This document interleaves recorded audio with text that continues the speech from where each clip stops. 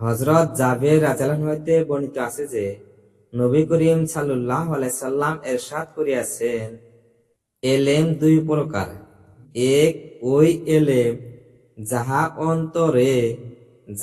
অন্তরে প্রবিষ্ট হইয়া যায়, ইহাই উপকারী এলেম। দ্বিতীয় ওই এলেম যাহা শুধু জিহ্বার উপর থাকে,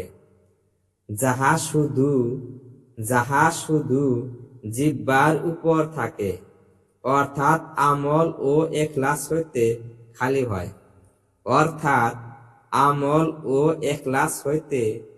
হয়। উহা আল্লাহ তাআলার পক্ষ হইতে মানুষের বিরুদ্ধে তাহার অপরাধী হওয়ার প্রমাণ স্বরূপ। অর্থাৎ এই এলেম তাহাকে দোষী সাব্যস্ত করিবে যে জানা সত্ত্বেও আমল কেন করে নাই।